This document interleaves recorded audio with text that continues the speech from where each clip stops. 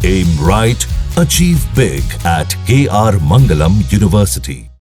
Love जिहाद funding में जिस कांग्रेसी पार्षद अनवर कादरी का नाम सामने आया है, उसका विवादों से नाता पुराना रहा है। कई बार वो जेल जा चुका है। ऑपरेशन सिंदूर के दौरान लोगों से पाकिस्तान के पक्ष में वो नारे लगवा चुका है। उसकी क्राइम फाइल इतनी लंबी चौड़ी है कि कादरी के नाम के साथ साथ डकैत भी लिखा जाता है। लेकिन इस बार उसने हिंदू लड़कियों की जिंदगियों पर डाका डाला। मध्य प्रदेश सरकार उसे सबक सिखाने की तैयारी में है। अनवर कादरी पर कैसे शिकंजा कस रहा है, देखिए इस रिपोर्ट में। अब इस अनवर कादरी के बारे में भी जान लीजिए, जो हिंदू लड़कियों की जिंदगी नरक बनाने पर तुला हुआ है। अनवर कादरी अभी इंदौर का कांग्रेस पार्षद है। 1997 में उसके खिलाफ डकैती का केस दर्ज हुआ था, इसीलिए कादरी के नाम के साथ डकैत जुड़ गया है।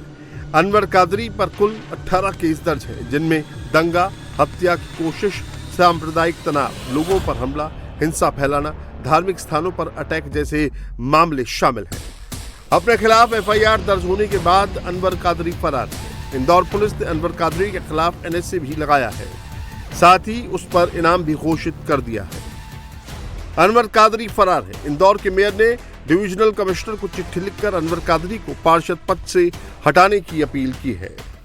अनवर कादरी इंदौर नगर निगम के पार्षद हैं और उनका लंबा इतिहास है अपराध करने का, और केवल लव जिहाद में शामिल होना नहीं, भारत माता के सम्मान के विरुद्ध में नारे लगने के आरोप लगना, कई सारी चीजों में लोगों को भ्रमित करना। तो उनका आचरण ऐसा है कि वो पार्षद बने रहना उनका अब शहर हित में नहीं है। इसलिए हमने कमिश्नर को चिट्ठी लिखी, कमिश्नर ने उस पर संज्ञान लेकर अभी कलेक्टर और पुलिस कमिश्नर से रिपोर्ट मांगी है, और इस रिपोर्ट के आधार पर मुझे विश्वास है कि कमिश्नर सही निर्णय करते हुए उनको पार्षदी से हटाएंगे। अनवर कादरी फरार है, लेकिन हिंदुओं के खिलाफ उसके मन में कितनी नफरत थी, इसका एक और सबूत सामने आया है। गिरफ्तार आरोपियों के मुताबिक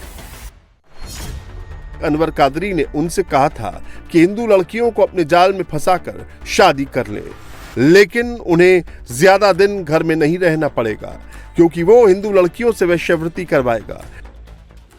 नए खुलासे के बाद लोगों में गुस्सा है। इंदौर में महिलाओं ने प्रदर्शन किया है। बीजेपी महिला मोर्चा के कार्यकर्ताओं ने नारेबाजी की है। वहीं हिंदूवादी संगठन भी इस मामले में सख्त एक्शन की मांग कर रहे हैं। जिस स्थिति में ये जो विधर्मी मुस्लिम लड़के रहते हैं और जिस स्थिति में आकर ये लव जिहाद का काम करते हैं, इनके पास नई बाइक, नए कपड़े, नए मोबाइल्स और बड़े बड़े रेस्टोरेंट में का बिल भरना, ये सब जिनके घर से अगर आप देखें उनके घर पे ये स्थिति नहीं रहती कि वो 2 टाइम का ढंग का खाना खा ले, पर लव जिहाद के लिए जो उनको फंडिंग मिल रही है उससे बहुत अपना रहने का तरीका बदल देते हैं। लड़कियों को झूठे अपने सोशल मीडिया पर झूठी प्रोफाइल बनाकर, झूठे नाम लगकर, हिंदुओं का नाम रखकर ये लड़कियों को बरगलाते हैं। इसी मामले में दोनों लड़कों ने अपना नाम हिंदू बताया था। अन्य कितने भी अगर आप लव जिहाद से प्रदेश के बाहर देखेंगे तो 99.99% हिंदू नाम से ये लड़कियों को लव जिहाद में फंसाते हैं। अनवर कादरी के खिलाफ आरोपों की फेहरिस्त लंबी है। ऑपरेशन सिंदूर के दौरान इंदौर में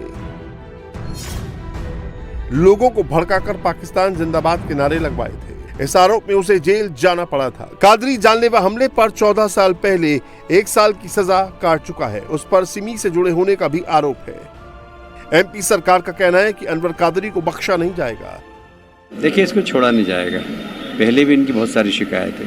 पहले भी लोगों ने मुझसे कहा था कि सिमी से जुड़े हुए थे, और इनके बारे में काफ़ी वहाँ पर शिकायतें प्राप्त होती, प्लाटों के कब्जे की और दादागिरी करने की, ये सब उनकी शिकायतें प्राप्त होती हैं।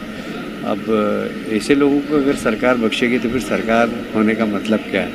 तो निश्चित रूप से उनके खिलाफ कड़ी से कड़ी कार्रवाई होगी, हमारी सरकार करेगी। इस मामले में पुलिस ने 13 जून को साहिल शेख और अल्ताफ को गिरफ्तार किया। उनसे पूछताछ के बाद 16 जून को बाणगंगा थाना पुलिस ने अनवर कादरी के खिलाफ केस दर्ज किया। इंदौर पुलिस को शक है कि अनवर कादरी ने इन 2 युवकों को ही नहीं और लड़कों को भी इस काम के लिए फंडिंग की थी।